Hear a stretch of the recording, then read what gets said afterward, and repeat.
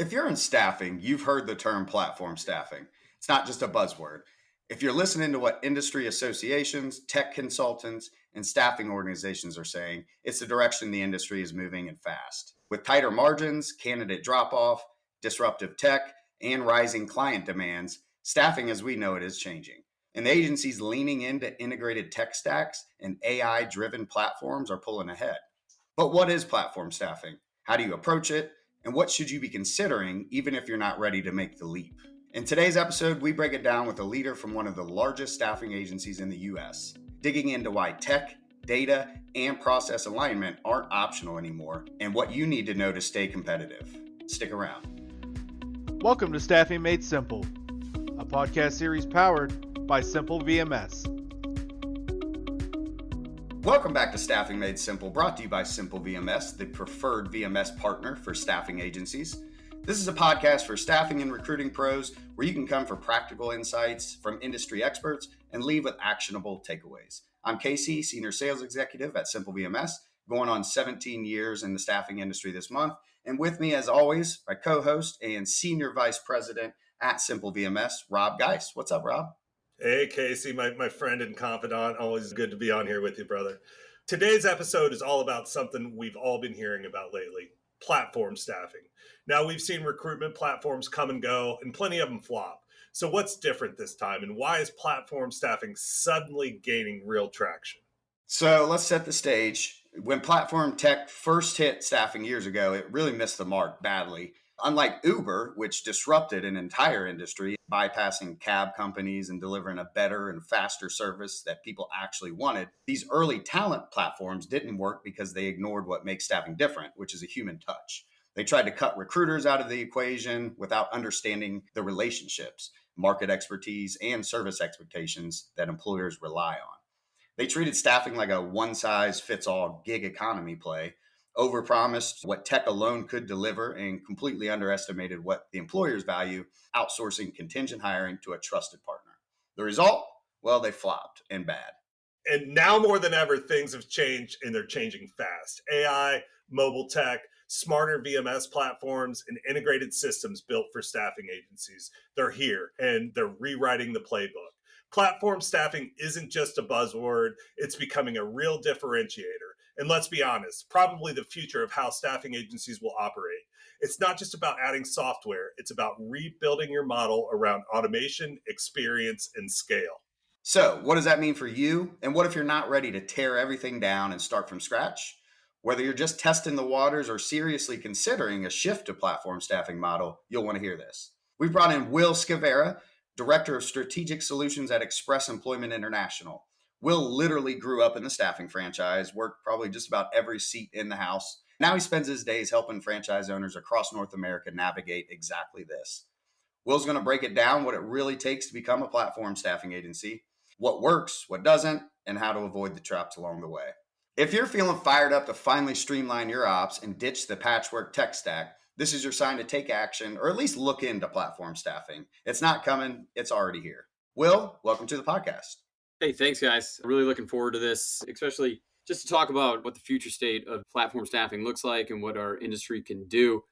Nice. Yeah, and I'm excited about this topic too, because I'm not going to act like I know a lot about it, right? So I'm going to be learning today too. So we're going to get right into it. You know, a lot of the industry associations, as I mentioned earlier, and leaders have been using the words platform staffing and describing it as the future of staffing and where the industry might be headed. But a lot are still confused as to what it really is. And I know Express is pursuing a platform staffing model currently. So what's your definition of platform staffing for somebody listening who's thinking, well, we use tech, but are we a platform agency? And what separates the two? So what separates the two? You know, when you think about platform staffing, you're thinking about kind of a linear approach, right? From end to end, where you have all the pieces working in a straight line, as opposed to the model that I grew up in and kind of where the industry's been ever since we started using data processors and jumping on a laptop or a desktop to process applicants. That's been more of a hub and spoke model. You had your centralized system, and then you just pivoted away to something else and you use that, or you had to go over to the testing computer and use that, or any of those type of things. Now it's all integrated. It's thinking about not looking away from the screen that you're at all day long. It's staying in that screen, staying in that solution for as long as you can. And that's what a platform can deliver, whether it's an ATS, your middle office, VMS integration, your back office, any kind of background checks, all of the automations and integrations that can come to a staffing agency to where they don't have to pivot away from the platform that they're operating. That's the big difference. So just think about hub and spoke versus linear. That's probably the simplest way to put it. Yeah, it's crazy how far we've come through technology. It feels like it wasn't that long ago when you're spending half of a day manually entering interview notes into a tool, right? But why do you think so few agencies, I think the statistics we had were 6%, have actually transitioned to a full platform staffing model? It's scary. It's a big switch. We're going away from what we've always done and taking these steps into the future, right? Like it's not something that you could do overnight either. And when you really think about it, it's taking a piece of your core business. And if you really want to be good at it, you have to go get a partner to really help you do it. So you're taking that core business and what's at the heart of what you do, and you're giving it to somebody else to run and operate. And that could be scary, whether it's a large organization or a small one. Do you really want to give away the core data that you have and what makes you go to a platform model that's going to integrate and change how you operate? And I mean, yeah, it's going to make you more efficient, but it's scary. It's a jump off of a cliff, especially if you aren't a tech expert and you've been slow to make these changes or look at what you can really do out there. I think we're going to see a lot in the next 2 years. So that number, while it seems low, those are your early adopters, right? And whenever you look at the adoption graph, you have those 3, 4, 5% in the beginning that jump in feet first, no matter what it is. And then you will get into this expansion over the next couple of years. I think I saw a number that 32% of staffing agencies are now looking at implementing a platform staffing model in the next 2 years. So we're going to see it take off. It's been tested. It's proven that it can work. And all of these staffing agencies, they need to do this or they're going to get left behind. Would you say, in a nutshell, platform staffing is essentially from application to placement, everything is automated? There's just very little human interaction, or is that a bad example? I think you hit on another reason why so many people haven't adopted it yet, because it's that fear. It's the fear of the human element being removed. It's automation where you need automation. So like when you think about AI and you think about what that's going to do, and people are scared that AI is going to replace me. No, the people that use it and know how to use it well are going to replace you.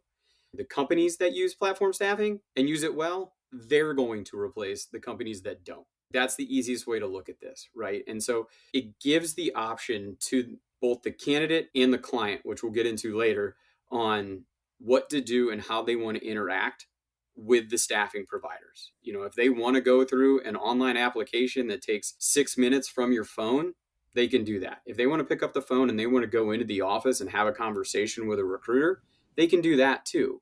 Platform staffing gives you the options to meet the candidates and the clients where they are, which is what we have to do. But we can do that efficiently and with speed, which is, we all know, racing to candidates still. I mean, we've been doing that for 10 years now.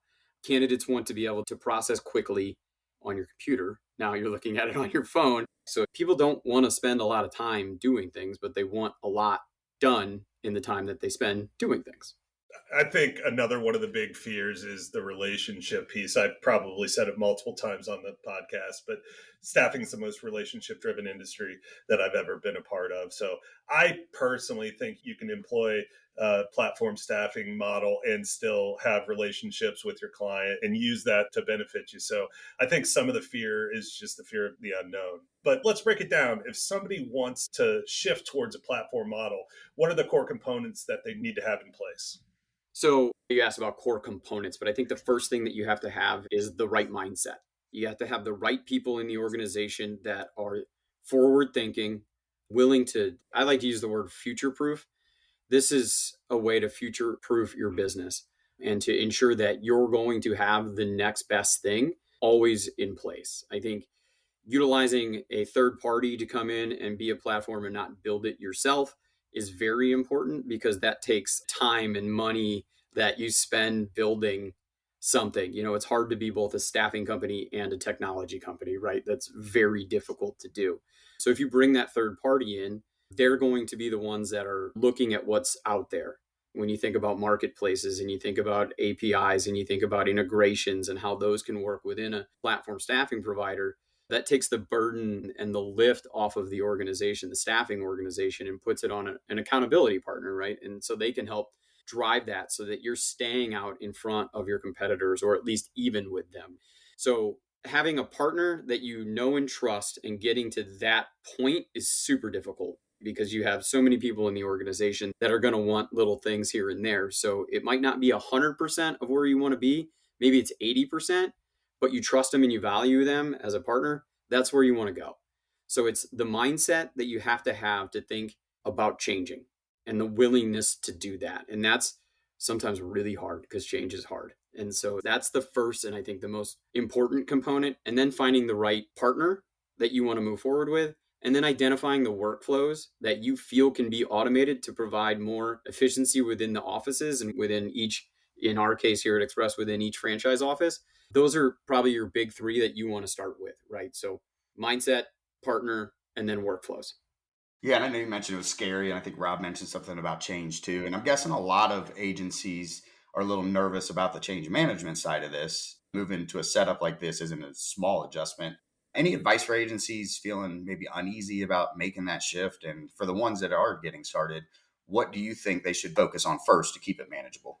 That change management piece is super scary and super difficult. And we know that. That's just people being people. So if you're uneasy about it, it's finding that right partner that can set you at ease and allow for you to know that, hey, I'm going to trust these guys. This is what the industry is moving towards. There's something to this. So we need to either get on or get off the train. If we get off the train, we're probably going to get left behind, and it's going to be super difficult to get to the next iteration of this, because you're going to be behind. And then it's how long is it going to take to get you to where everybody else is if you're not there now, or if you don't get there soon, because they're just going to continue to get better. And those who adopt it earlier are going to learn the ways to use it best. But to speak more specifically to your question, Casey, I think where you want to start is going back to workflows. Like, where can we get better and potentially do more with less? How can we implement a platform staffing model that can allow us to take everything that we do every day and put it in one place so that my recruiters are more effective and can do more with their time, which we all know time is money. So if they're being more productive, the whole organization is going to be more productive, and you're going to win wallet share, you're going to win market share, and it's going to send you on that path. It reminds me a little bit, of our prospects and clients that Simple VMS goes after, because we talk to them about a tool and it solves all of their problems and they're really excited. But change management's usually the one thing that holds them back a little bit. It's a big deal. But to your point, yeah, if you're not embracing it now, eventually you're going to fall behind and you're going to be too far behind. And it really all falls under something, Will, that since we go so far back, I know you've been a part of quite a few of, which are digital transformations, right? Mm-hmm. It's kind of a scary word to a lot of people, and a lot of people have mixed feelings when it comes to automating things, and they're skeptical, especially with candidates.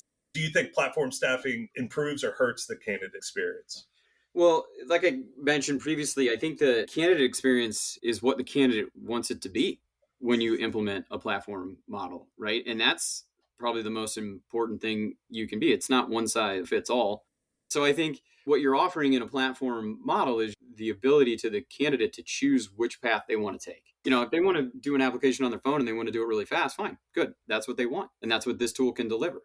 But like I said earlier, if they want to take a phone call and then go into an office and meet who the recruiter is and go through all those processes, fine. That's still an option. It's still on the table. It's not going to take all of that human element out. So for the candidates, they can walk the path that they want to walk and move forward the way that they want to move forward. And again, it becomes more about what's the right fit for the candidate at that point. If they're not comfortable with your onboarding process, and then they're not comfortable with how quickly you responded to them, they can move in a different direction. They don't have to come to your organization. But platform almost guarantees that you're going to reach out quickly because it's automated. You're going to onboard quickly because it can be automated. It gives you all the speed that you want as a staffing agency, but it doesn't rely on recruiters to be in front of their desk all day long, pinging associates back as soon as they put an application in, right? So I think the candidates get what they want out of it by the path that they choose to walk. When you talk about automation, where does that come in? What should be automated? And is there anything that just absolutely shouldn't be? So when you think about that, staffing's been compared to the travel industry a lot in how we've gone down this automation path. You and I can go book a Airbnb or a Vrbo or do whatever we want on our own. But what happens when something breaks at the Vrbo? Who do you call? And I think if you're a candidate and you have a payroll issue, would you rather talk to a chatbot or a human? I think the answer is pretty clear there. You'd rather be able to pick up the phone and call somebody. It's almost like concierge, right? Like you want the personal touch there. So when you're thinking about troubleshooting or you're thinking about issues with assignments, when it comes to issues on the job and payroll and things like that, you don't want automation there. That's the human touch. Those are what's going to set you up to be more successful, or you're going to rise to the top because you're treating your talent differently. You're giving them that time that you would want yourself when you have an issue, and you're able to talk to them and walk them through it and make them feel a little bit more comfortable, as opposed to slamming their phone down because they can't get anybody on the phone, or they're just getting the same answer over and over, no matter how they try to word the question. I know staffing clients vary so much depending on the industry. So, what industries do you see this taking off in the most, and which staffing verticals do you think won't adapt to platform staffing? I don't know if it's a vertical question or if it's more of a volume question. To me, when I think about that kind of gig environment, you think about a platform staffing model where the offices have a pool of talent that they've pre-qualified. Now, the clients on the other side can create an order within the platform. It gets pushed out.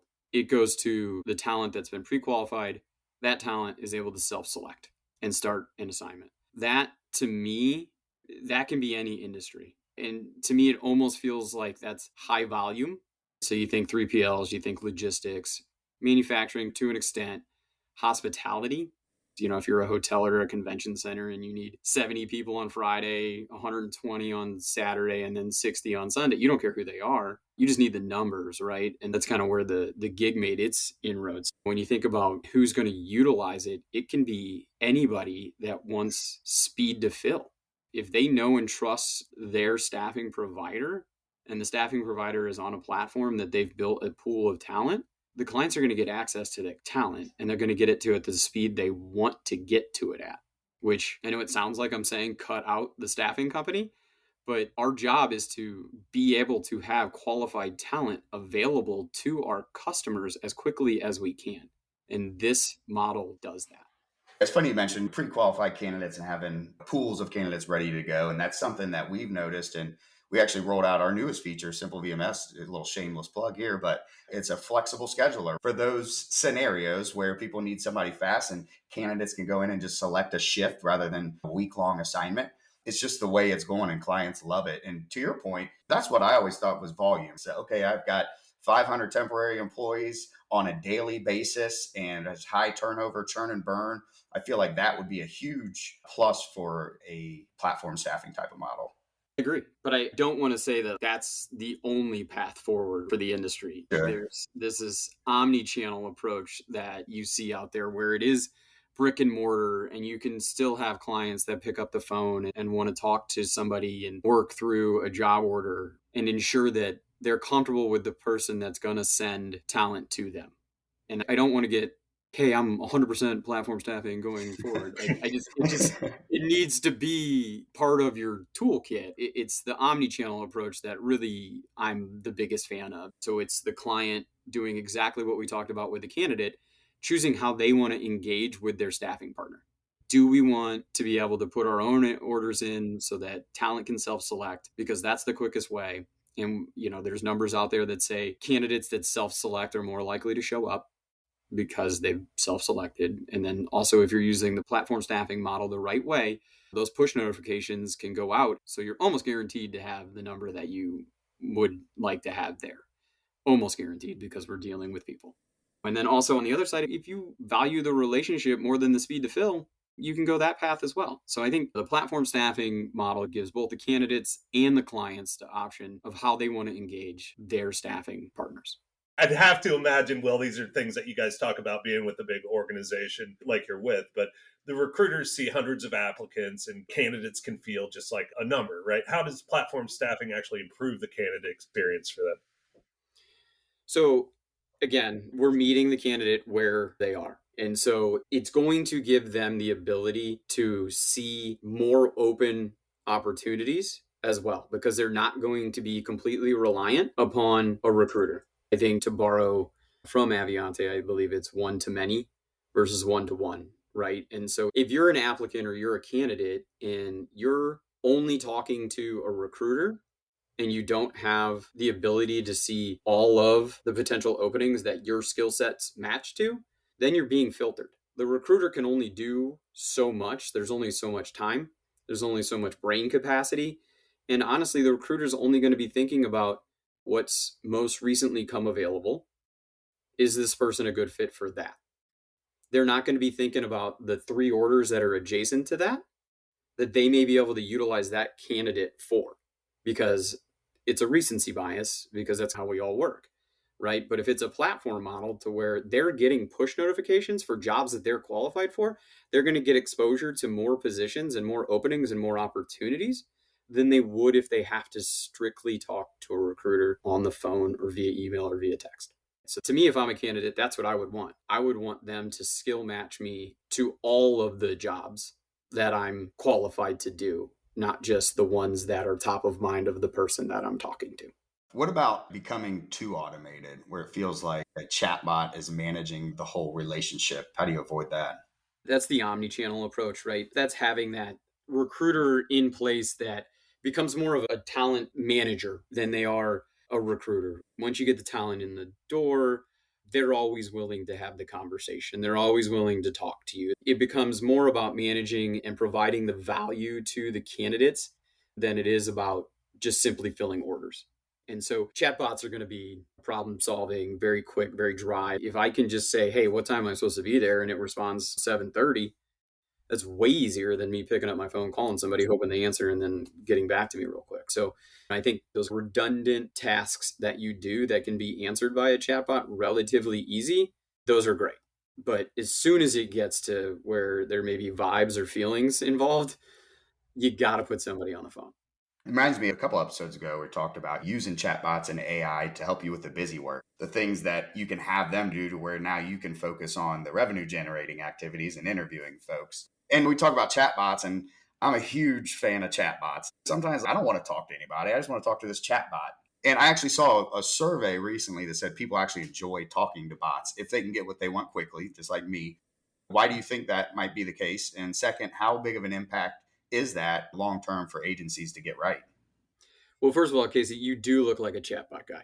For you being in sales and not wanting to talk to anybody, that's pretty funny. I think people are just used to it. We've kind of grown up and watched it become this, right? But as you think about people who are younger, that's just what they're used to. It's normal for my 11-year-old to want to have her phone all the time because that's how she grew up. And so it's normal for them. And they look at us like it's not normal for us to want to have them take a screen break, because we grew up where we would go outside, and Rob, you probably like played with a stick and a tire. It's just normal now. And that's why they're there. And I think that's why people enjoy them, because they can get the answers when they want. They don't have to wait on somebody to reply. If they have a question at 2 a.m, chatbot. You don't have to worry about calling somebody or writing it down. It's speed. It's in your hand. Like what? 80% of the time you're awake, right? You have your phone in your hand. So I think it's just there. So it's just easier. And that's why people want to use chatbots. Yeah, I know you mentioned there's an omni-channel approach, but where does it still make sense to have that human in the loop? Just what we talked about. How speedy can it get there? Is it available right now? And that's the most important thing. And that's where you want to use it. Where can you use a chatbot? It's where you can take things off a recruiter's plate and put it over there, and it doesn't affect the relationship. And I think you could go through your whole day and figure out the 10, 20, 30 things that you do every day as a recruiter that, oh my gosh, wouldn't this be great if this just got off my desk so that I could do other things? That's where you would want to put a chatbot. Well, I love your philosophy about let it automate the things that you want to automate, but let people do the things that you want people to do. And I think that's important for listeners, because recruiters and salespeople might be thinking, well, what the heck am I going to do if in platform staffing, if it's all automated? And what I hear from leadership from staffing firms that I talk to is exactly what you're saying. It's going to be a balance. Same thing with AI. AI is not going to take it all over, but it is going to make people more efficient. And at the end of the day, as a recruiter or a salesperson, that could potentially help you make more money. Well, I like what you said, Will, earlier, where AI is not going to take your job. It's the people that know how to use AI that's going to take your job.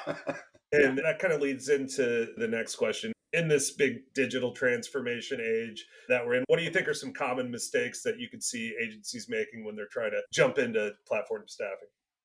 Well, you can't go too fast. Sometimes you got to slow down to speed up. You got to make sure that you're doing the right things. Not everything needs to be automated. You don't want to go after every single workflow and attack it all at the same time. Like maybe you get to 80% of what you want and then you kind of see how that looks, right? And then you move forward with that and you tweak and you change this here and you never settle is probably the best way to say that. You jump in, you get used to what you have, you kind of identify where you're at, what do you need to do to move forward, where can you improve, where didn't this work, how do we change out of that, how do we get out of that. If you have a partner that you've moved forward with in building this model, they're going to be there with you to help you do that. I think that's incredibly important because they're going to keep you on the leading edge. You know, if you had to do it on your own, could you imagine you're jumping all over the place trying to figure out, will that work with what we have? Does it work? Do we need to build something else? You can't do it by yourself. And so trust your partners that you're working with. And we all make mistakes. Just learn from them. Yeah, and I'm sure there's a lot of moving pieces, a lot of layers to put in place, building a platform staffing model. But are there any like specific tools or tech stacks that you've seen particularly work well, or things that actually fit together and make that model more achievable? I've said partners 300 times in this podcast without trying to be very brand specific, but you know who they are. We know who all the big players are in the market, and they're going to help you build the tech stack that best fits what you're looking for as an agency. Here at Express, we've partnered with Aviante and working forward with them right now. We value them. They're a trusted partner, and there's a lot of choices out there, but that's who we felt most comfortable with. And they're putting together the tech stack that is going to make Express successful going forward. And without a partner in this, it would be really difficult to do on our own. We're all three sales guys. We love to kind of mix sales into things. And we had Dan Morey on a previous podcast, and he was talking about unique value proposition. So I can imagine this would be huge when it comes to selling your UVP to potential clients. Could you elaborate on that a little bit for us? Yeah, absolutely. In terms of what Dan mentioned on the pod with you guys, that UVP is huge, right? And this is part of it. Being able to say, this is how we source talent. And these are all the things that you'll get access to by engaging us is part of that.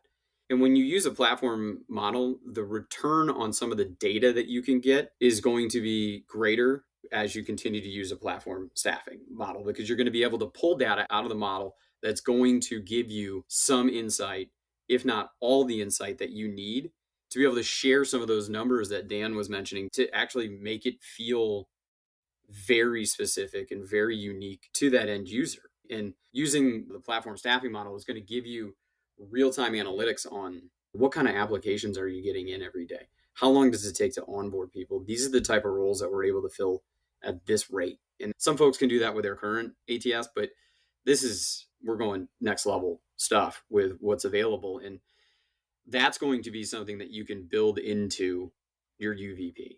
We're at the front of the recruiting line. There was something on CBS Mornings about deep fakes and how they're applying to jobs and what that's doing to waste recruiters' time. So recruiters are putting postings up and AI bots are filling up the postings and people aren't applying because they're discouraged. And now you think about, well, if you're using us and you're tapping us on the shoulder, we're going to make sure that's a real person. We're going to use this platform to ensure that's how we're doing it. And we're going to do it just as fast as what you see in your job postings, but you're going to get way more return because you're partnering with us and you're not reliant upon these job boards that may or may not be delivering real candidates. Yeah, I can only imagine when you think about 6%, right? When you're using that as your value proposition, that 94% of agencies aren't using this and we're ahead of our time and forward thinking. That's got to be huge. Yeah, exactly. You're way ahead of everybody else. So I think we know now platform staffing's here to stay. And I'm curious about your thoughts as we fast forward down the road. What do you think the most successful staffing agencies will be doing differently than everybody else when it comes to technology and platform staffing? For me, it's the omni-channel approach. It's having talent pools that the clients can get to quickly if they want to. And whoever can build those talent pools quickly and be successful at that and make them available to end users, to clients as quick as they can, or as quick as they want to get to them, that's where we're going to be. So like we talked about, the gig piece that kind of worked, and you take that traditional piece of staffing with the high human contact, you put it together. And so you can do what you want, both as a candidate and as a client. And you have your staffing partner there to guide you through whichever path you want to go through, with technology supporting them. So let's pretend I'm an old school staffing agency owner, and this is the first time I've ever heard about platform staffing on this podcast. What's the first thing you would recommend that person do? Well, I would Google platform staffing. The second thing I would do is I would do as much research as I can to see if this is the right move for us. So let's say you're in St. Louis and you have 2 locations here, you're local. Is it worth it, right? Is this where I want to go? Or are we able to do what we need to do without it? So that's SAA, ASA, go visit all the sites of the big players in the space. Just make sure that you're educated about it before you go jump in. Just because it's a buzzword and it's here to stay and it's where we think it's going doesn't mean that it's right for everybody. But at the same point, you have to be able to go that route if you need to. So opposite of what Rob asked, I'm an old school staffing owner. What do I need to stop doing that's getting in the way of me going platform?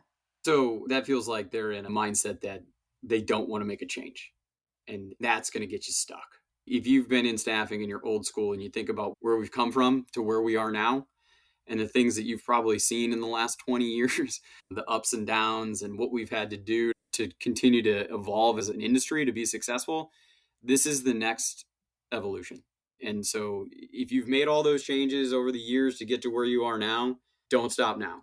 Don't be afraid to move to the next one. So keep doing what good business owners do and keep evolving so that you can continue to be successful. For the people who are, let's say, a little reticent or scared to jump into things full force, but they still need a solid ATS that speeds up their process and they want to stay positioned for future growth, what would you say people like that should focus on when choosing a tech platform? What's the one that can get you the closest to what you're currently doing? And that's going to be where you want to start. If it's somebody that can get you 80% of the way there, that's just as good as 100%. Don't wait for the perfect match when you're looking for it, because it's probably doesn't exist, but you need to get one that can get you as close as possible to the workflows that you're currently using. So it sounds almost like when you're choosing a partner, I know you said you're working with Aviante to get that set up for you guys, but a partner that can also show you what else you need, what integrates with that ATS. Here's the tools that would work best with this ATS to help you achieve that platform staffing. Absolutely, because they're going to take a look at your workflows through and through, and they're going to say, well, we can automate here. And this is the tool that we would use to automate. And if you're not in the top 10 of North America, do you have the time and money to go look at those and then see if they actually work? Probably not. So by partnering with the right platform, you're going to get access to all that, and you're going to have a tremendous advantage to be able to build the workflows and platforms and processes that you want. And if you want to keep a manual, you can probably keep a manual, but they're also going to be able to give you that option to go ahead and automate when and where needed. Will, can't thank you enough and always appreciate your insight. For listeners who want to learn more, where can they connect with you? Yeah, I'm on LinkedIn. That's where I live and breathe. I'm not like the staffing shark all over the place, but you can find me, Will Skowyra, on LinkedIn. Another big thanks to Will for joining us. And as always, if this episode gave you some insight to think about, share it with your team and do us a solid like and share on your favorite streaming platform. Yeah, and if you'd like to learn more about Simple VMS, how you can partner with us to drive growth for your agency and add to your unique value proposition, reach out on LinkedIn or go to simplevms.com. And until next time, keep it simple. This has been an episode of Staffing Made Simple, powered by Simple VMS, the vendor-friendly VMS.